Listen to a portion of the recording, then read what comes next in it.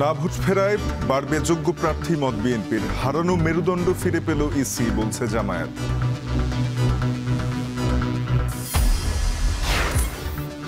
কঠিন হবে আগামীর জাতীয় নির্বাচন, ভোটে জিতলেও থাকবে বহুমুখী চ্যালেঞ্জ, মন্তব্য তারেক রহমানের। জলবায়ু পরিবর্তনে শীত গ্রীষ্ম মানছে না ডেঙ্গু। বৃষ্টি চলতে থাকলে আগস্ট সেপ্টেম্বরে 2 থেকে 3 গুণ আক্রান্ত বাড়বে। এসএসসির ফল বিপর্যয়, কুমিল্লা বোর্ড কলেজে খালি থাকবে 1.5 লাখ আসন। ভর্তি নিয়ে মরিয়া অনেক কলেজ।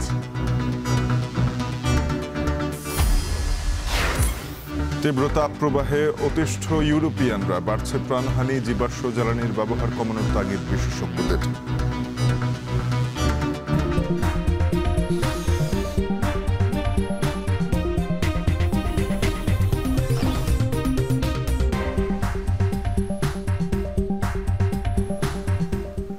স্বাগত। এখন সকালে পুরো আয়োজনে আপনাদের সঙ্গে আছে আমরা দুজন, আমি জানসিন জুথিকা এবং আমি তানজিম শাফিন। না ভোট ফিরিয়ে আনায় যোগ্য প্রার্থীর সংখ্যা বাড়বে বলে মনে করছে বিএনপি, আর জামায়াত বলছে হারানো মেরুদণ্ড ফিরে পেয়েছে ইসি। নির্বাচন সুষ্ঠুভাবে অনুষ্ঠানে তফসিলের আগে সশস্ত্র বাহিনী মোতায়েন করার পক্ষে এবি পার্টি, আর সংস্কারবিহীন নির্বাচনে না যাবার ঘোষণা এনসিপির। রাজনৈতিক বিশ্লেষকদের মত, কমিশন ক্ষমতা প্রয়োগের দৃষ্টান্ত স্থাপন করতে পারলে নির্বাচন মাঠ নিরপেক্ষ থাকবে। বিস্তারিত জাওয়াদ মাহমুদের প্রতিবেদনে। ভোটের আলোচনায় নির্বাচনকালীন সময় ইসির ভূমিকা, আরপিও নিয়ে তোড়জোড় দেখা যায়। গণপ্রতিনিধিত্ব আদেশ বা আরপিওতে কিভাবে একটি নির্বাচন অবাধ, সুষ্ঠু ও নিরপেক্ষ হবে তা উল্লেখ থাকলেও আওয়ামী লীগ আমলের সবশেষ 3টি নির্বাচন আরপিওর বিধানকে তোয়াক্কা না করে দিনের ভোট রাতে অনুষ্ঠিত করেছে 2026 সালের ফেব্রুয়ারি মাসে। তবে অন্তর্বর্তী সরকারের অধীনে বাংলাদেশ যখন একটি সুষ্ঠু ও নিরপেক্ষ নির্বাচনের স্বপ্ন দেখছে, তখন আওয়ামী আমলের দলীয়করণের কালিমা থেকে ইসিকে মুক্ত করে জনগণের আস্থায় ফেরাতে উদ্যোগী বর্তমান নাসির কমিশন। গণপ্রতিনিধিত্ব আদেশে না ভোট ফিরিয়ে আনা, ইভিএম সম্পর্কিত সব বিধান বাতিল, হলফনামার তথ্য গোপনের শাস্তি, রাজনৈতিক কার্যক্রম নিষিদ্ধ হলে সেই দলের নিবন্ধন বাতিলের সিদ্ধান্ত বাতিলের মতো গুরুত্বপূর্ণ সংশোধনী এনেছে নির্বাচন কমিশন। প্রশাসনিক বিশৃঙ্খলা তৈরি হচ্ছে। ইসির এই সিদ্ধান্তকে ইতিবাচক হিসেবে দেখছে বিএনপি, জামায়াত, এনসিপি, এবি পার্টির মতো দলগুলো। না ভোট ফিরিয়ে আনায় যোগ্য প্রার্থীর সংখ্যা বাড়বে বলে মনে করছেন বিএনপির চেয়ারপারসন উপদেষ্টা হারুনুর রশিদ।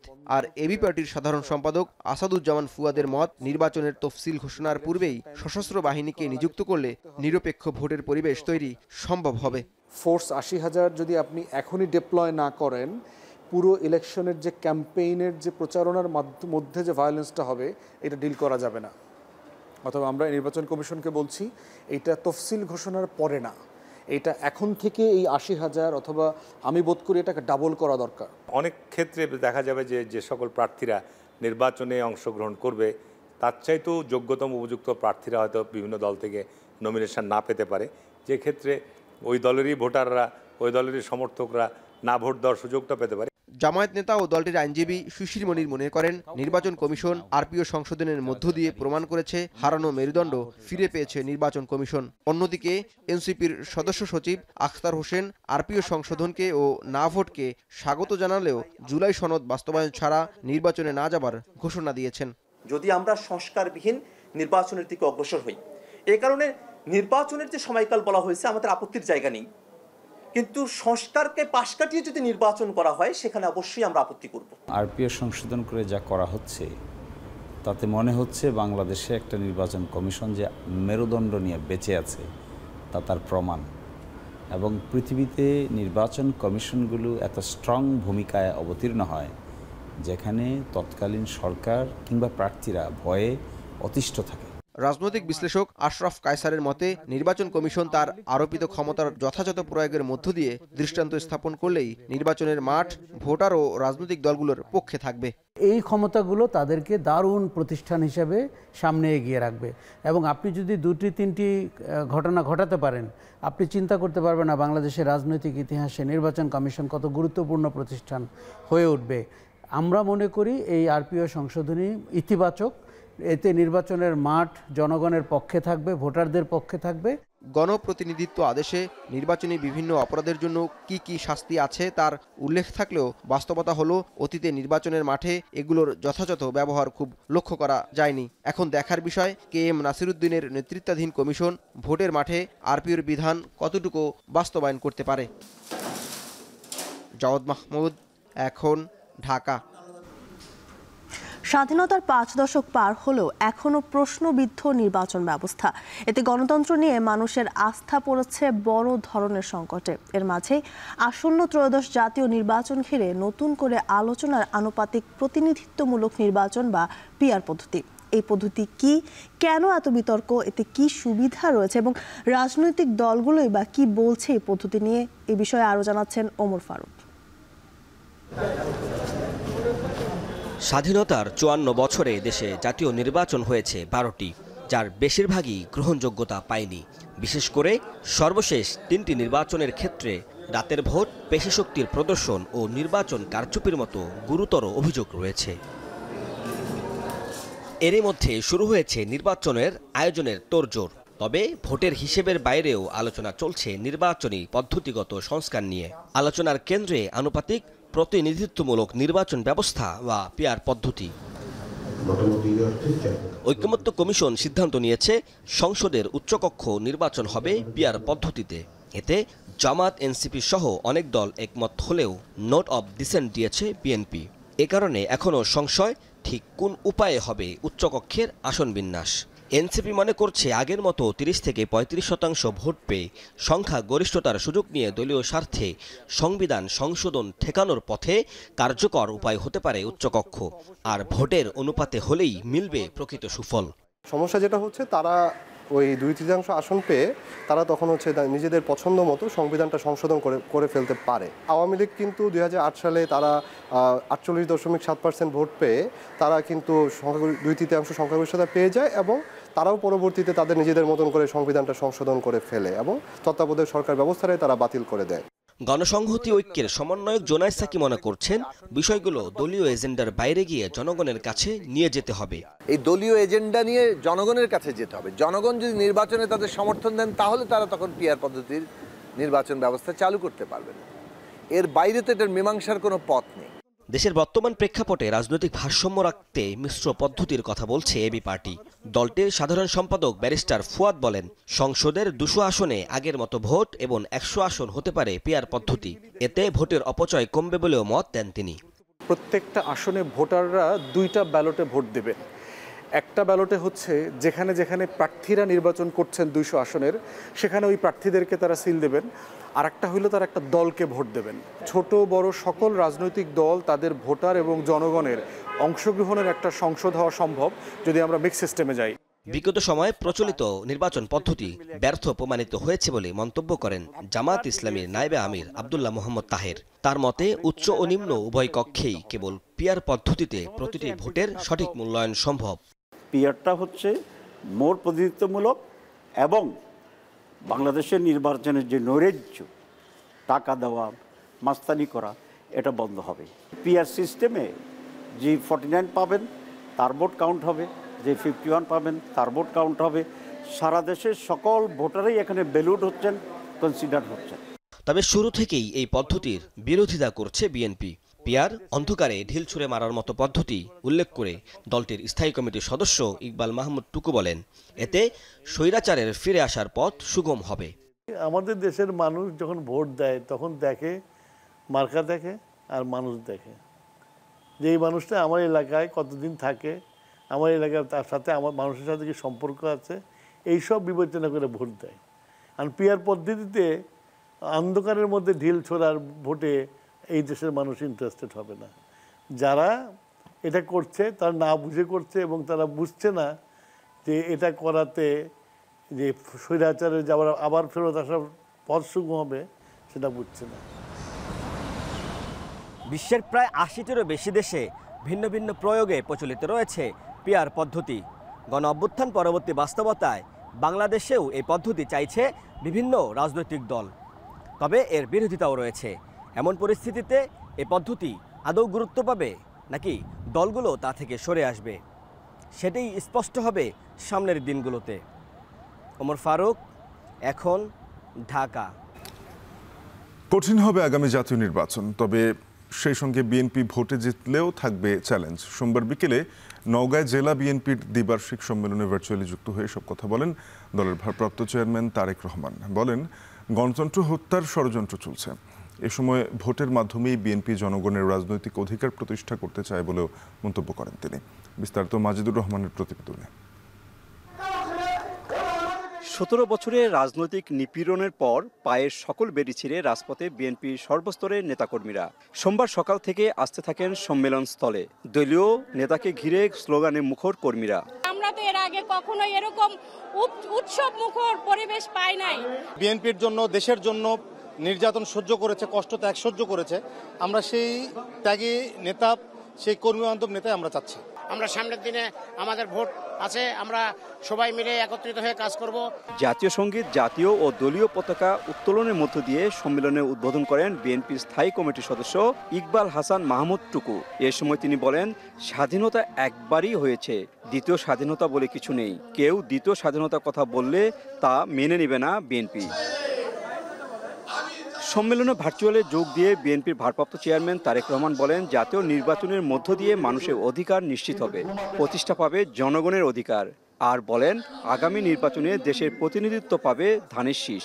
বিএনপির যে পরিকল্পনা দেশকে সামনে এগিয়ে নিয়ে যাওয়ার, মানুষের জীবনযাত্রা কিছুটা ভালো করার, এই পরিকল্পনা যাতে বাস্তবায়িত না হতে পারে তার জন্য কিন্তু ষড়যন্ত্র চলছে। ধীরে ধীরে তার জন্য ষড়যন্ত্র চলছে। একই সাথে দেশ যাতে গণতান্ত্রিক অবস্থায় ফিরে আসতে না পারে, মানুষের ভোটের অধিকার যাতে বাস্তবায়িত হতে না পারে, সেইটাকেও ভুন্ডল করে দেওয়ার জন্য কিন্তু বিভিন্ন জায়গায় ষড়যন্ত্র চলছে, ষড়যন্ত্র শুরু হয়েছে।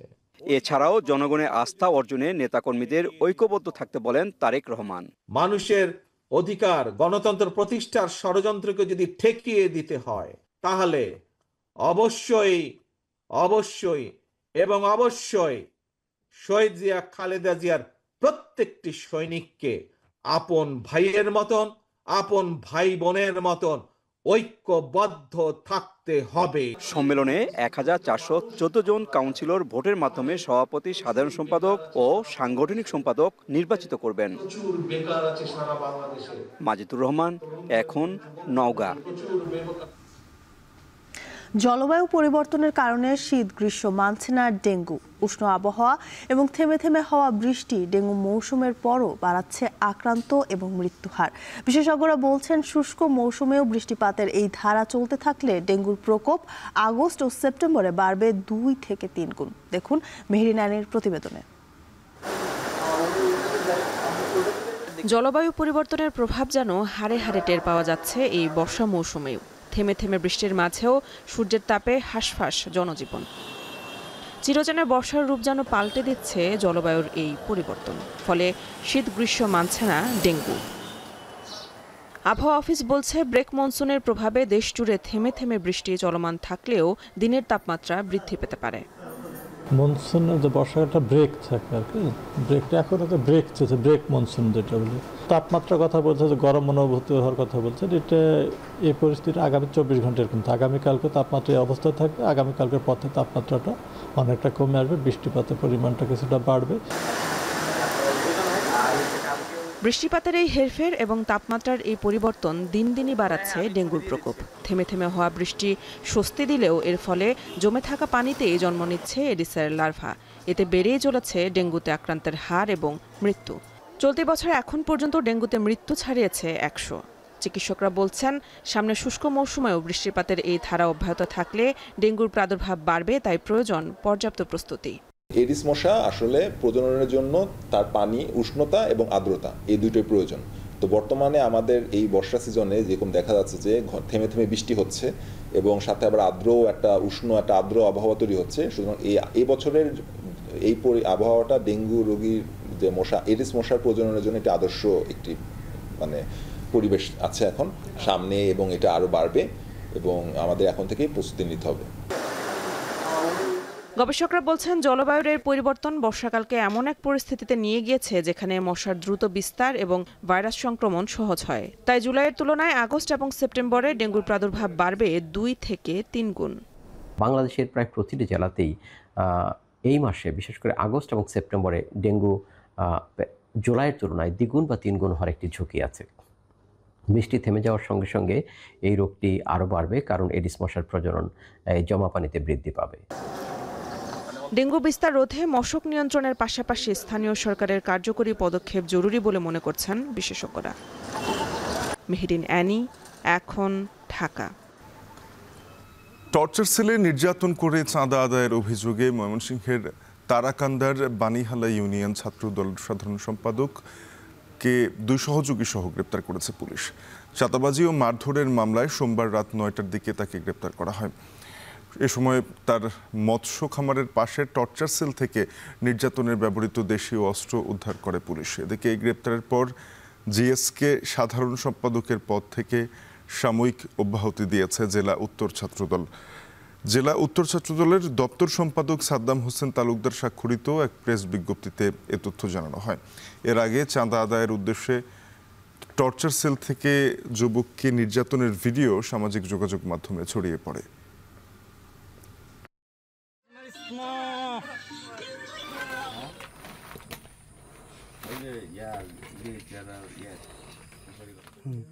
চিন্তা করছেন ব্যাপারটা তার।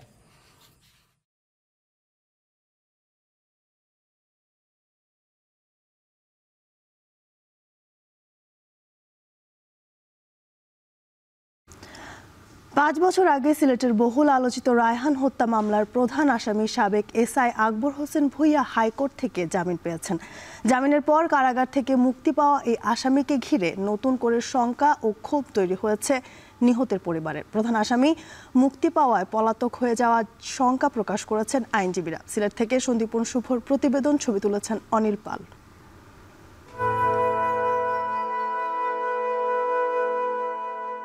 মানুষের জীবনের সবচেয়ে বড় কষ্ট হইল ছেলে সন্তানের মৃত্যু। এর চেয়ে কষ্ট তো দেয় কিছু। কান্নাজড়িত কণ্ঠে আকাশ সমান কষ্টের কথা জানাচ্ছিলেন 5 বছর আগে পুলিশ ফাঁড়িতে মারা যাওয়া রায়হানের মা। 6 জন মানুষে মিলিয়া চাক্ষুষ প্রমাণ মার্ডার করছে, 63টার সাক্ষী তো আইছে আমার বাচ্চারে মার্ডার করছে, এবং কি সিসি ফুটেও আইছে আমার বাচ্চারে সুস্থ অবস্থায় নিয়ে তারা হারাইছে। আর আমার বাচ্চারে মৃত তুলা বাড়িয়া আনিয়া আর বা করছে। রায়হান হত্যার প্রধান আসামি আকবরের রায় ঘোষণার আগে জামিন পাওয়ায় ক্ষোভ প্রকাশ করলেন স্বজনরাও। সাজার সময় তার ফাঁসি হইতো, আমরা দাবি দিতাম তার রায় দিত। এই জায়গার জামিন ওই যায় কেমনে, এই জিনিসটা তো আমরা তো মানিয়ে নিতে পারলাম না। যেই সময় পূর্ণরূপে ন্যায় বিচার আমরা পাওয়ার কথা ছিল, ওই সময় প্রধান আসামিকে ছেড়ে দেওয়া হলো। এতে আমরা খুবই মর্মাহত এবং আমরা দুঃখিত। পুলিশ সাধারণ হইয়া পুলিশে ছাড় পাইল, আমরা তো সাধারণ পাবলিক হইয়া আন্দোলন করলাম, এগুলা কি পাইলাম আমরা। 2020 সালের অক্টোবর মাসের 10 তারিখ সিলেট মহানগর পুলিশের বন্দরবাজার ফাঁড়িতে নির্মমভাবে নির্যাতনের শিকার হন 34 বছর বয়সী রায়হান আহমদ। পরিবারের অভিযোগ, পুলিশি নির্যাতনের ফলেই তার মৃত্যু হয়, যা সারা দেশে তীব্র আলোড়ন তোলে। মানববন্ধন, বিক্ষোভ মিছিল, থানা ঘেরাও সহ নানা কর্মসূচিতে তখন উত্তাল হয়ে ওঠে গোটা সিলেট। পরবর্তীতে রায়হানের স্ত্রীর মামলাতে প্রধান আসামি এসআই আকবর হোসেন ভূঁইয়াকে 1 মাস পর কানাইঘাটের ডনা সীমান্ত এলাকা থেকে গ্রেফতার করা হয়। 2021 সালের 5 মে পিবিআই আলোচিত এই মামলার অভিযোগপত্রে বন্দরবাজার পুলিশ ফাঁড়ির ইনচার্জের দায়িত্বে থাকা এসআই আকবর হোসেন ভূঁইয়াকে প্রধান আসামি হিসেবে অভিযুক্ত করার পর থেকেই কারাগারে ছিলেন তিনি। উচ্চ আদালত থেকে এসআই আকবর হোসেনের জামিন মঞ্জুরের পর নিম্ন আদালত থেকেও বিষয়টি নিশ্চিত করা হয়। পরে এ সংক্রান্ত তথ্যের নথি কারাগারে পাঠানো হলে রোববার তাকে জামিনে মুক্তি দেওয়া হয় বলে নিশ্চিত করেন সিলেট কেন্দ্রীয় কারাগার 2-এর জ্যেষ্ঠ জেল সুপার। মহামান্য হাইকোর্ট জামিন মঞ্জুর করলে সেটা নিম্ন আদালত থেকে বা ট্রায়াল কোর্ট থেকে সেটা কনফার্ম করে আমাদের কাছে পাঠায়। আর পরবর্তীতে আমরা যাচাই বাছাই করে আমরা মুক্তি দিয়ে দিই। আমরা জামিননামা পেয়েছি আগেই, যাচাই বাছাই ওনাকে মুক্তি দেওয়া হয়েছে। মামলার সাক্ষ্য গ্রহণ প্রায় শেষ, রায় ঘোষণা বাকি, কিন্তু রায়ের আগে জামিনে মুক্তি পাওয়ায় আসামির পলাতক হয়ে যাওয়ার শঙ্কা প্রকাশ করছেন আইনজীবীরা। তদন্তকালীন সময়ে কানাইঘাটে, এটা ভারতের সীমান্ত এলাকা থেকে থাকে, এবং তার কাছ থেকে বিভিন্ন আলামতও পাওয়া গিয়েছে। যেহেতু তার পূর্বের পালানোর ইতিহাস আছে, সেহেতু এই ক্ষণে এখন সে দীর্ঘদিন পর জামিন পেয়েছে, এখনও সে পালিয়ে যেতে পারে, এটা আমরা আশঙ্কা করছি। উল্লেখ্য 2020 সালের 10 অক্টোবর মধ্যরাতে সিলেট মহানগর পুলিশের বন্দরবাজার ফাঁড়িতে রায়হান আহমেদকে নির্যাতন করা হয়। পরদিন 11 অক্টোবর ভোরে গুরুতর অবস্থায় Sylhet MAG Osmani medical college হাসপাতালে নিয়ে গেলে সেখানেই মৃত্যুর কোলে ঢলে পড়েন রায়হান আহমেদ। সন্দীপন শুভ, এখন সিলেট। আরএফএল ওয়াটার পাম্পের অটো থার্মাল টেকনোলজি, যা বেশি হিটে নষ্ট হয় না, শতভাগ মসৃণ ব্রাশ ইম্পেলার নিশ্চিত করে অধিক পানির flow. RFL water pump on করলে পানির তুফান। মালয়েশিয়ায় প্রধান উপদেষ্টা ডক্টর মোহাম্মদ ইউনূসের 3 দিনের রাষ্ট্রীয় সফরের মূল আনুষ্ঠানিকতা শুরু হয়েছে আজ। স্থানীয় সময় সকাল 9টায় দেশটির প্রধানমন্ত্রী আনোয়ার ইব্রাহিমের সঙ্গে বৈঠকের কথা রয়েছে ডক্টর মোহাম্মদ ইউনূসের। প্রধান উপদেষ্টার মালয়েশিয়া সফরের বিস্তারিত জানাতে সেখান থেকে যুক্ত হয়েছেন শাহরিয়ার তারেক। মালয়েশিয়ার প্রধানমন্ত্রী আনোয়ার ইব্রাহিমের সঙ্গে প্রধান উপদেষ্টার বৈঠক এবং তার দিনের কর্মসূচি নিয়ে বিস্তারিত জানাবেন আমাদেরকে।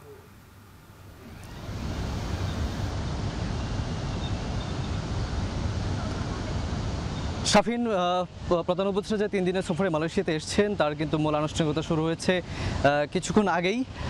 স্থানীয় সময় সকাল আরও আধা ঘন্টা আগে ওনাকে এখানে সরকারিভাবে সংবর্ধনা জানানো হয়েছে এবং আমাদের কাছে যে শিডিউল অনুযায়ী প্রাপ্ত তথ্য মতে এখন মালয়েশিয়ার যে প্রধানমন্ত্রী আনোয়ার ইব্রাহিমের সঙ্গে তিনি বৈঠকে বসেছেন এবং তাদের একান্ত বৈঠকের পর 2 দেশের প্রতিনিধির মধ্যে একটি বৈঠক হবে এবং সেই বৈঠকে যে সকল বিষয়গুলো আলোচনার মধ্যে আসবে বলে আমরা জানতে পেরেছি যে 2 দেশের শিক্ষা, বাণিজ্য, বিনিয়োগ এবং একই সঙ্গে যে শ্রমিক যে ইস্যুটি আছে সেটি নিয়ে আলোচনা হবে। এর বাইরেও কিন্তু অভ্যন্তরীণ এই এশিয়া অঞ্চলের এবং বহির্বিশ্বের বিভিন্ন বিষয় নিয়ে আসলে আলোচনা হবে। আলোচনার মধ্যে বাংলাদেশের আরও একটি বিষয় এখানে উল্লেখ থাকবে যে বাংলাদেশের আসলে মালয়েশিয়া বা এই দক্ষিণ পূর্ব এশিয়ার যে রাজনৈতিক এবং যে অর্থনৈতিক জোট আসিয়ানের সদস্যপদ হওয়ার জন্য বাংলাদেশ জোর চেষ্টা চালাবে। আমরা জানতে পেরেছি যে মোট 5টি সমঝোতা স্মারক আজকে স্বাক্ষরিত হবে, একই সঙ্গে 2টি নোট বিনিময় হবে। এগুলো আসলে বৈঠকের পর দুই রাষ্ট্রপ্রধান সেগুলো আসলে স্থানীয় সময় সকাল 10:30টায় 2 দেশের একটি যৌথ সংবাদ সম্মেলন হবে। সেখানে আসলে জানানো হবে পরবর্তী যে তারা যে সিদ্ধান্তগুলো নিয়েছে এই আলোচনার মাধ্যমে, সেটি আমরা তখন হয়তো জানিয়ে দিতে পারবো। এবং আমরা যতটুকু জানতে পেরেছি তারপর মালয়েশিয়ার প্রধানমন্ত্রী আনোয়ার ইব্রাহিমের বাসভবনে প্রধান উপদেষ্টা ডক্টর মোহাম্মদ ইউনূস এবং তার সঙ্গে যে প্রতিনিধি দল মালয়েশিয়াতে এসেছেন তারা একটি মধ্যাহ্নভোজ করবেন। তারপর আসলে প্রধান উপদেষ্টার আরও বেশ কিছু কর্মসূচি আছে, সেখানে ব্যবসায়ী প্রতিনিধিদের সঙ্গে তিনি বৈঠক করবেন এবং মালয়েশিয়াতে যে বাংলাদেশি কমিউনিটি আছে তাদের সঙ্গে তিনি বৈঠক করবেন। মালয়েশিয়ার পররাষ্ট্র মন্ত্রণালয় থেকে একটি বিবৃতিতে এর আগে জানানো হয়েছিল যে এই যে প্রধান উপদেষ্টার যে মালয়েশিয়ার সফর হচ্ছে, এই সফরের মাধ্যমে 2 দেশের যে সম্পর্ক সেটি আরও সুদৃঢ় হবে এবং পারস্পরিক স্বার্থে তাদের যে সহযোগিতা সেটি আরও বৃদ্ধি পাবে। এবং একই সঙ্গে এই সফরের মাধ্যমে 2 দেশের বাণিজ্য বিনিয়োগ বৃদ্ধি পাবে বলে আসলে যে আশা করা হচ্ছে। আপনাকে জানিয়ে রাখি যে মালয়েশিয়া এবং বাংলাদেশের যে দ্বিপক্ষীয় বাণিজ্য সেটি আসলে প্রায় $3 বিলিয়ন মার্কিন। এখন নতুন করে যে আলোচনাটি আসছে যে 2 দেশই আসলে যেহেতু মালয়েশিয়াতে হালাল পণ্যের একটি ব্যাপক চাহিদা আছে, নতুন করে হালাল পণ্য নিয়ে আসলে একটি আলোচনা হচ্ছে এবং এটি আমরা যতটুকু জানতে পেরেছি যে হালাল পণ্য ব্যবস্থাপনার বিষয়টি আসলে যে নোট বিনিময় হবে 2 দেশের সেটির মধ্যে আছে। তো শাফিন, এই ছিল আমার কাছে এখন পর্যন্ত সবশেষ। পরবর্তীতে আপনাকে আরও তথ্য জানানোর চেষ্টা করব। দখল ও চাঁদাবাজি সহ দলীয় শৃঙ্খলা পরিপন্থী অর্থনৈতিক কর্মকাণ্ডে জড়িত থাকার অভিযোগে সিলেটের কোম্পানীগঞ্জ উপজেলা বিএনপি সভাপতি শাহাব উদ্দিনের দলীয় সকল পদ স্থগিত করা হয়েছে। সোমবার রাতে বিএনপির সিনিয়র যুগ্ম মহাসচিব রুহুল কবির রিজভী স্বাক্ষরিত এক বিজ্ঞপ্তিতে এ তথ্য জানানো হয়। শাহাব উদ্দিনের স্থলে কোম্পানীগঞ্জ উপজেলা বিএনপির সহ সভাপতি হাজী আব্দুল মান্নানকে ভারপ্রাপ্ত সভাপতি হিসেবে দায়িত্ব প্রদান করা হয়েছে। একই সঙ্গে পরবর্তী নির্দেশ না দেওয়া পর্যন্ত এই সিদ্ধান্ত কার্যকর থাকবে বলেও বিজ্ঞপ্তিতে উল্লেখ করা হয়েছে। দলের ভাবমূর্তি রক্ষা এবং শৃঙ্খলা বজায় রাখার স্বার্থে সিদ্ধান্ত নেওয়া হয়েছে বলে জানিয়েছে স্থানীয় বিএনপি নেতারা। সম্প্রতি সিলেটের সাদা পাথর এলাকায় পাথর লুটের ঘটনায় কোম্পানীগঞ্জ উপজেলা বিএনপির সভাপতি শাহাব উদ্দিনের জড়িত থাকার অভিযোগ উঠেছে।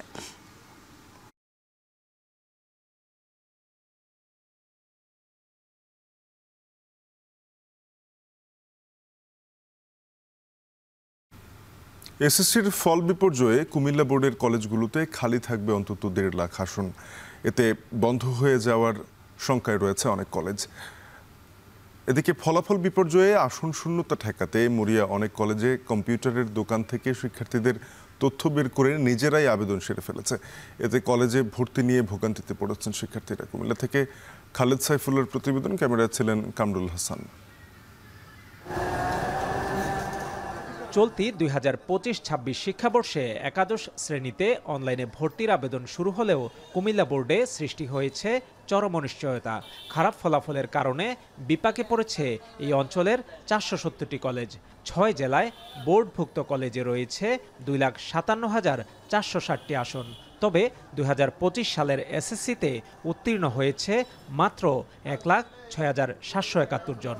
এদিকে প্রতি বছরের মতো প্রায় 20,000 শিক্ষার্থী বোর্ড পরিবর্তন করলে এবছর 1.5 লাখের বেশি আসন শূন্য থেকে যাবে। এছাড়া শিক্ষার্থী সংকটে বন্ধ হওয়ার ঝুঁকিতে থাকবে অনেক কলেজ। তবে এত আসন খালি থাকার কথা থাকলেও একাদশ শ্রেণীতে ভর্তিচ্ছু অনেক শিক্ষার্থী ভর্তি হতে পারছেন না। প্রতিদিন বোর্ডে আসছেন ভর্তির প্রক্রিয়ায় অনিয়মের অভিযোগ নিয়ে। পছন্দের কলেজে আবেদনের আগেই কে বা কারা আবেদন সেরে ফেলছেন, এতে ক্ষুব্ধ শিক্ষার্থী ও অভিভাবকরা। আমি কুমিল্লা বোর্ড থেকে পরীক্ষা দিয়েছি, দেন আমি এখন অ্যাপ্লিকেশন করতে গেছি, আমার অ্যাপ্লিকেশনে অলরেডি অ্যাড্রেস দেখাইতেছে। স্কুল এবং কলেজ একসাথে তো এসএসসি পরীক্ষার পরে স্যাররা বলতেছে যে একই প্রতিষ্ঠানে পড়তে হবে, ওই প্রতিষ্ঠানের কলেজে যেহেতু স্কুলে এখানে পড়ছে কলেজটাও এখানে পড়তে হবে। আমাদের কোনো আবেদনের কোনো সুযোগ দেয় নাই, ওরা অটোমেটিকই তারা স্কুল থেকে আবেদনটা করে ফেলছে। আমি বোর্ডে কল করার পরে বলতেছে মনে হয় অন্য কেউ এটা আবেদন করে ফেলছে, আপনি বোর্ডে আসি, তারপরে শিক্ষার্থী যে তাকে নিয়ে আসি এটা বাতিল করতে হবে আর কি। কুমিল্লা শিক্ষা বোর্ড বলছে 2021 সালে 2,11,000 শিক্ষার্থী পাশ করলেও 5 বছরে তা নেমেছে অর্ধেকে।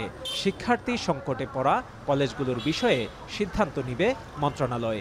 এছাড়া একজনের আবেদন অন্যজন করে ফেলছে এমন অভিযোগের বিষয়ে খতিয়ে দেখা হবে বলে জানান কর্মকর্তারা। এই যে 1,06,581 জন পাশ করলো, এদের সবাই কিন্তু আবার কলেজে ভর্তি হবে না, ড্রপ আউট হবে, কিছু ঢাকায় চলে যাবে, অন্য জায়গায় যেতে পারে, অন্য বোর্ডের অধীনে চলে যেতে পারে। এই কলেজগুলো যখন স্থাপন করছে, পাঠদান অনুমতি পাইছে, তখন কিন্তু স্টুডেন্ট ছিল দেখেন 2,11,000 স্টুডেন্ট, এখন প্রায় হাফ চলে আসছে। তার মানে এই কলেজগুলো রাতারাতি বন্ধ করা সম্ভব নয়। মন্ত্রণালয় সিদ্ধান্ত নিতে পারে এক্ষেত্রে কী ধরনের ব্যবস্থা নেওয়া যেতে পারে। অন্য কেউ ইন্টেনশনালি কোনো পরীক্ষার্থীর জন্য আবেদন করে ফেলে, তাহলে সে আমাদের কলেজ, আমাদের এই বোর্ডে সে টেলিফোন করে সে করতে পারবে, এটা সমাধান করতে পারবে জায়গায় বসে, তাকে এখানে আসতে হবে না। আর যারা কাছাকাছি আছে তারা এসে সরাসরি এটা করতে পারবে, তার আগের আবেদনটা বাতিল করে নতুন আবেদন সে করতে পারবে। তবে শিক্ষকরা বলছেন শিক্ষার্থী সংকট ঠেকাতে মরিয়া অনেক কলেজ নানা উপায়ে শিক্ষার্থী সংগ্রহের অপতৎপরতার অভিযোগ থাকলেও যেসব কলেজ মানসম্পন্ন পাঠদান করাচ্ছে তাদের সংকট হবে না বলছেন শিক্ষকরা। আমাদের দীর্ঘদিনের দাবি ছিল শহর মফস্বল লেভেল প্লেইং পরীক্ষার ফিল্ড। এই বছর কুমিল্লা বোর্ড সেই ব্যবস্থায় নিয়েছে, আগে পারা যেত না রাজনৈতিক চাপে। এই বছর প্রকৃত ফলাফল উঠে এসেছে এবং এমনটি শিক্ষার মান ফিরিয়ে আনতে হলে এমনটি করতে হবে। মানসম্পন্ন যেসব প্রতিষ্ঠান গুণগত মান ঠিক রেখে মানসম্মত পাঠদান করছে তাদের কোনোভাবেই ছাত্র সংকট পড়বে না। শিক্ষার্থীরা যাতে ভবিষ্যতে ভালো শিক্ষা প্রতিষ্ঠানে পড়াশোনা করতে পারে এবং তারা যদি মানসম্মত শিক্ষা প্রতিষ্ঠানে পড়তে পারে, পাবলিক প্রতিষ্ঠানে পড়তে পারে, বুয়েট মেডিকেলে চান্স পেতে পারে, এই জন্য ভালো পড়াশোনা যেখানে হয় সেই ক্ষেত্রে তাদের প্রতিষ্ঠানটাকে চয়েস করা দরকার। নকল প্রবণতা, টেকনিক্যাল কাজগুলো যদি বন্ধ করে দেয়, ছাত্ররা শিক্ষাক্ষেত্রে আরও সচেতন হবে, পড়াশোনা মনোযোগী হবে এবং ঝরে যাওয়ার যে মানসিকতা রয়েছে এটার থেকে ছাত্ররা বাইরে আসবে। চলতি বছর কুমিল্লা বোর্ডে পাশের হার 63.60, যা 2021 সালে ছিল 96.27। খালেদ সাইফুল্লাহ, এখন কুমিল্লা। ময়মনসিংহে সবজির সরবরাহ সংকটে বেড়েছে সব ধরনের সবজির দাম। সপ্তাহ ব্যবধানে বেগুন 30 টাকা বেড়ে বিক্রি হচ্ছে 80 টাকা। এছাড়া অন্যান্য সবজির দরও কেজি প্রতি বেড়েছে 10 থেকে 15 টাকা পর্যন্ত। এ নিয়ে বিস্তারিত জানাতে নগরীর মেছুয়া বাজার থেকে যুক্ত হচ্ছেন সহকর্মী ইমতিয়াজ আহমেদ। ইমতিয়াজ, জানাবেন সরবরাহ সংকটের কারণ কি এবং কোন সবজির দাম ঠিক কতটা বেড়েছে? জ্যোতিকা, কয়েক মাসের কথা যদি বলি, আজকে ময়মনসিংহের মেছুয়া বাজারে ভোরবেলা যে পাইকারি সবজির হাটটা বসে সেখানে আমরা সবচেয়ে বেশি আজকে সবজির সরবরাহ কম দেখতে পেরেছি। এখানকার মূল ক্রেতাই মূলত স্থানীয় পাইকার, ফড়িয়া এবং কৃষকরা সরাসরি এখানে তাদের সবজি বিক্রি করতে আসেন এবং আজকে এখানে আসার পর দেখতে পেয়েছি সবজির সরবরাহ সংকট। তারা বলছেন যে কয়েকদিন ধরে বা বিশেষ করে কয়েক সপ্তাহ ধরে যে বৈরী আবহাওয়া গেছে, সেই আবহাওয়ার কারণে চরাঞ্চলে অনেক সবজি নষ্ট হয়েছে, প্লাবিত হয়েছে, অনেক ক্ষেত ভেঙে ফেলেছে কৃষক, যার কারণে সবজির একটা চরম সংকট দেখা যাচ্ছে। আমরা কচুরমুখী দেখতে পাচ্ছি বাজারে সবচেয়ে কম দাম যাচ্ছে এই কচুরমুখী, পাইকারি 30 টাকা কেজি। সুতরাং আজকে যারা খুচরা বাজার করতে আসবেন সবজি, তাদের কিন্তু চড়া দাম দিয়ে সবজি কিনতে হবে। যদি এছাড়া আমরা চাল কুমড়ো দেখতে পাচ্ছি, প্রত্যেকটা চাল কুমড়ো যেতে গত সপ্তাহেও 20-25 টাকা ছিল, আজকে 30 থেকে 35 টাকা করে বিক্রি হচ্ছে পাইকারিতে। এবং শশা দেখতে পাচ্ছি আমরা, শশাও কিন্তু গত সপ্তাহের ব্যবধানে 10 টাকা বেড়েছে, 60 থেকে 65 টাকা করে শশা বিক্রি হচ্ছে। এবং সেই সাথে আমরা করলা দেখতে পাচ্ছি, করলা বিক্রি হচ্ছে পাইকারিতেই আমরা দেখতে পাচ্ছি যে 65 থেকে 70 টাকা করলা বিক্রি হচ্ছে। সুতরাং খুচরা বাজারে এটি কমপক্ষে 80 থেকে 85 টাকার নিচে বিক্রি হবে না। এবং সেই সাথে যেটা বলছিলাম যে আসলে সবজি খুঁজে পাওয়াটাই ভার হচ্ছে। কচু লতি দেখতে পাচ্ছি 25-30 টাকা করে ছিল গত সপ্তাহে, সেগুলো আজকে 50-55 টাকায় কচু লতি বিক্রি হচ্ছে পাইকারিতে। এবং যেটা বলছিলাম বেগুনের কথা, বেগুন একেবারে আজকে যেটা দেখতে পাচ্ছি যে দেখেই বোঝা যায় সর্বনিম্ন মানের বেগুন, তারপরেও 75 থেকে 80 টাকার কেজি নিচে আসলে কেউ এই বেগুন কিনতে পারছে না, যেটি গত সপ্তাহ 45 থেকে 50 টাকা পর্যন্ত ছিল। সেই সাথে আমরা বরবটি দেখতে পাচ্ছি, বরবটিতেও কেজিতে 10 থেকে 15 টাকা বেড়ে 60 থেকে 65 টাকা, 55 টাকা এ সর্বনিম্ন আকার প্রকার মানভূতি কিন্তু বিক্রি হচ্ছে। এবং পাশাপাশি আমরা যদি লাল শাক দেখতে পারি, লাল শাকও কিন্তু 10 টাকা আটি ছিল গত সপ্তাহে, আজকে সেটি আরও 5 টাকা আটিতে বেড়েছে। এবং সেই সাথে আমরা আসলে এই যে সবজি দেখতে পাচ্ছি, যে পরিমাণ ক্রেতা রয়েছে সে পরিমাণ কিন্তু সবজির সরবরাহটা নেই। আমরা সবজি রীতিমতো আমাদেরকে খুঁজতে হচ্ছে। আমরা একটু পেঁপে দেখতে চাই। এই পেঁপে গত সপ্তাহে 12 টাকা কেজি ছিল পেঁপে, সেই পেঁপে আজকে বিক্রি হচ্ছে পাইকারিতেই 22 থেকে 24 টাকা পর্যন্ত কেজি বিক্রি হচ্ছে। সেই সাথে আমরা আরও যে সবজিগুলো দেখতে পাচ্ছি, যে শশা দেখতে পাচ্ছি আমরা, শশা যেটা আগেও বলছিলাম যে 60 থেকে 65 টাকা কেজি শশা বিক্রি হচ্ছে। আমরা পুঁই শাক দেখতে পাচ্ছি, পুঁই শাকও গত সপ্তাহে 15 থেকে 20 টাকা করে কেজি ছিল, আজকে 30 থেকে 35 টাকা পাইকারিতেই কেজি বিক্রি হচ্ছে। সব মিলে যদি আজকে বলতে হয় যে ময়মনসিংহে বলতে কয়েক মাসের সর্বোচ্চ সরবরাহ সংকট, যেটা আগেও বলছিলাম বৈরী আবহাওয়ার কারণে সব ধরনের সবজি সংকট রয়েছে, যার কারণে সব ধরনের সবজি আকার প্রকার মানে 10 থেকে 15 টাকা, কোনোটি 20 টাকা পর্যন্ত দাম বৃদ্ধি পেয়েছে। সুতরাং খুচরা বাজারে যারা আজকে সবজি কিনতে আসবেন ময়মনসিংহবাসী, তাদেরকে বেশি দামি আসলে সবজিটা কিনতে হবে। সব মিলিয়ে এই ছিল ময়মনসিংহ থেকে পাইকারি সবজির দরদামের সর্বশেষ খবর আমার কাছে। জ্যোতিকা। ময়মনসিংহের মেছুয়া বাজার থেকে যুক্ত ছিলেন সহকর্মী ইমতিয়াজ আহমেদ। নোনা মাটিতে যেখানে ফসল ফলানোই কঠিন, সেখানে সৌদি আরবের নামী খেজুরের বাগান গড়ে তুলেছেন সাতক্ষীরার এক প্রবাস ফেরত কৃষক। সৌদিতে কাজ করার অভিজ্ঞতা পুঁজি করে দেশে ফিরে নিজে গড়ে তুলেছেন খেজুর নার্সারি। উপকূলীয় কৃষিতে তৈরি করেছেন নতুন সম্ভাবনার পথ। সাতক্ষীরা থেকে আহসান রাজীবের প্রতিবেদন, ক্যামেরায় ছিলেন মাসুদ রানা। সাতক্ষীরার কালীগঞ্জ উপজেলার মৌতলা ইউনিয়নের এক প্রত্যন্ত গ্রাম নহরকাটি। গ্রামের এক প্রান্তে নীরবেই কাজ করে যাচ্ছেন কৃষক শকর আলী। প্রবাসে ভাগ্য না ফিরলেও সৌদি আরবে খেজুর বাগানে কাজ করার অভিজ্ঞতা কাজে লাগিয়ে দেশে ফিরে নিজেই শুরু করেছেন উন্নত জাতের খেজুর চাষ। ছোট পরিসরে গড়ে তুলেছেন খেজুর নার্সারি। চারা উৎপাদন থেকে শুরু করে ফলন সবই হচ্ছে তার হাতে। অল্প টেস্ট স্বরূপ যে হবে কি না হবে আমার এর ভিতরে কিন্তু অ্যাকুরেট ছিল না। এখন আনুমানিক আমার এই বাগানটায় 10-12 হাজার চারা আছে ছোট বড়। মাত্র 15 শতক জমিতে আজওয়া, মরিয়ম, মাবরুম সহ 12 জাতের খেজুর চাষ হচ্ছে। নার্সারিতে রয়েছে প্রায় 20,000 চারা। অনলাইনের মাধ্যমে যা পৌঁছে যাচ্ছে দেশের বিভিন্ন জেলায়। কোনো গাছে ইতোমধ্যে ফল এসেছে। এক একটি ছড়ার ওজন 3 কেজির বেশি। দেশি পরিচর্যায় এমন সফলতা দেখে আগ্রহী হচ্ছেন স্থানীয়রাও। 2-1 বছরের মধ্যে আজ যে চাষ যেভাবে মানুষ শুরু করেছে, তাতে খেজুর বিদেশ থেকে আনা লাগবে না। আমাদের দেশের খেজুর আমরাই খাবো এবং আমরাই বিদেশে রপ্তানি করতে পারবো ইনশাল্লাহ। বিভিন্ন ধরনের চারা যাচ্ছে, যেমন আজোয়া, মরিয়ম, ম্যাকজুল। আর এই যে চারাটার সাইজ ভিত্তিক দাম। চারা সব জায়গায় যেখানে লাগাচ্ছে সেখানেও হচ্ছে, চারা অসুবিধা হচ্ছে না এবং বাঁচবে চারা। এই লোকের মনে করছে যে মারা যাবে চারা, তাও যাবে না। কৃষি কর্মকর্তারা বলছেন খেজুর গাছ প্রাকৃতিকভাবেই খরা ও লবণাক্ততা সহ্য করতে পারে। উপকূলীয় এলাকার জন্য এটি হতে পারে টেকসই কৃষির এক সম্ভাবনাময় ফসল।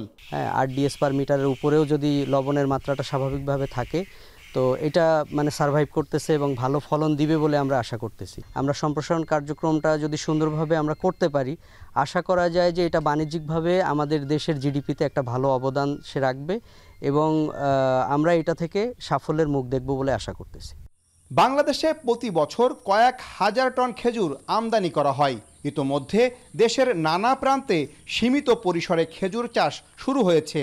তবে সাতক্ষীরার লবণাক্ত মাটিতে শকর আলীর এ উদ্যোগ উপকূলীয় কৃষিতে নতুন সম্ভাবনার দিক উন্মোচন করেছে। হাসান রাজীব, এখন সাতক্ষীরা। স্মরণকালের ভয়াবহ তাপপ্রবাহে অতিষ্ঠ ইউরোপীয়দের জনজীবন। চলতি সপ্তাহে দক্ষিণ ইউরোপে গড় তাপমাত্রার চেয়ে 10 থেকে 15 ডিগ্রি সেলসিয়াস তাপমাত্রা বাড়ার শঙ্কা রয়েছে। অত্যাধিক তাপপ্রবাহে বাড়ছে প্রাণহানি। এমন পরিস্থিতিতে জীবাশ্ম জ্বালানির ব্যবহার কমানোর উপর জোর দিচ্ছেন বিশেষজ্ঞরা। নাফিয়া আরমান মননের প্রতিবেদনে দেখুন বিস্তারিত। গ্রীষ্মকালে সানবাথের জন্য পরিচিত ইউরোপের সমুদ্র সৈকত, তবে এবারের চিত্র অনেকটাই ভিন্ন। স্মরণকালের ভয়াবহ তাপপ্রবাহে অতিষ্ঠ ইউরোপীয়দের জনজীবন। সবচেয়ে বেশি ভোগান্তিতে দক্ষিণ ইউরোপের বাসিন্দারা, তাই সূর্যাস্তের সময় ছাড়া সৈকতের আশপাশে জনসমাগম তুলনামূলক কম। ফ্রান্স, স্পেন ও পর্তুগালের অধিকাংশ এলাকায় কয়েক সপ্তাহ ধরে তাপমাত্রার পারদ 40 ডিগ্রি সেলসিয়াসের বেশি। আবহাওয়াবিদরা বলছেন, চলতি সপ্তাহে ইউরোপে আবারও তৈরি হতে পারে একটি বিশালাকৃতির হিটডোম বা তাপবলয়। হাই প্রেশার সিস্টেমের কারণে পশ্চিমের যুক্তরাজ্য থেকে পূর্বের পোল্যান্ড পর্যন্ত গড় তাপমাত্রার চেয়ে 10 থেকে 15 ডিগ্রি সেলসিয়াস তাপমাত্রা বাড়ার শঙ্কা রয়েছে। এতে স্মরণকালের সর্বোচ্চ তাপমাত্রা দেখতে পারে বেশ কয়েকটি দেশ।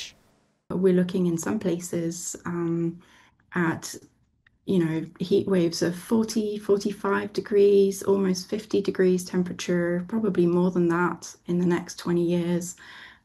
And we're looking at that being completely normal, by the end of the century if we don't act on climate change right now. আবহাওয়ার এমন অস্বাভাবিক আচরণের পেছনে মানুষকে দায়ী করছেন জলবায়ু বিজ্ঞানীরা। তাদের দাবি, জীবাশ্ম জ্বালানি ব্যবহারের কারণে পৃথিবীতে ছড়িয়ে পড়েছে গ্রিনহাউস গ্যাস। এতেই উষ্ণ হয়ে উঠছে বায়ুমণ্ডল। গেল মাসে ইতিহাসের তৃতীয় উষ্ণতম জুলাই দেখেছে বিশ্ব। ভূপৃষ্ঠের পাশাপাশি অত্যাধিক উষ্ণ হয়ে উঠেছে সমুদ্রপৃষ্ঠ। কার্বন ডাই অক্সাইড শোষণের কারণে সমুদ্রে বাড়ছে অম্ল বা অ্যাসিডের পরিমাণ। এতে সামুদ্রিক বাস্তুতন্ত্রের পাশাপাশি মানবদেহে বাসা বাঁধছে বিরল রোগ।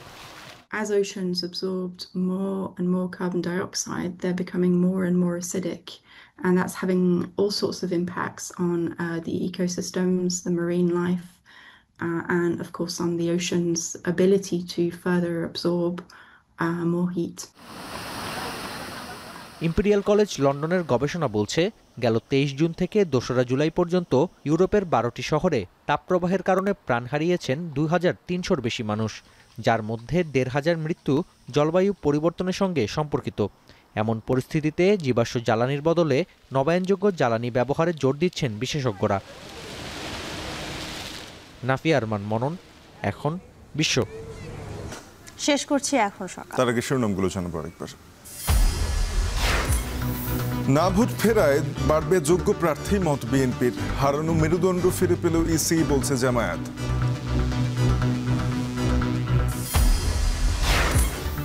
কঠিন হবে আগামীর জাতীয় নির্বাচন, ভোটে জিতলেও থাকবে বহুমুখী চ্যালেঞ্জ, মন্তব্য তারেক রহমানের।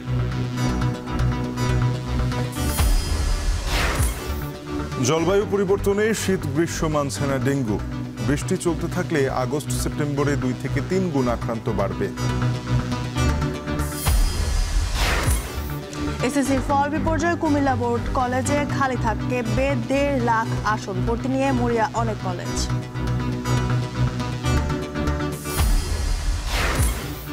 তীব্র তাপপ্রবাহে অতিষ্ঠ ইউরোপিয়ানরা, বাড়ছে প্রাণহানি, জীবাশ্ম জ্বালানির ব্যবহার কমানোর তাগিদ বিশেষজ্ঞদের। এই ছিল এখন সকালে। এখন টেলিভিশনের ওয়েবসাইট দেখতে ভিজিট করুন www.ekhon.tv। এছাড়া ফেসবুকে দেখতে ভিজিট করুন facebook.com/tv.ekhon এবং ইউটিউবে দেখতে ভিজিট করুন youtube.com/c/ekhon tv।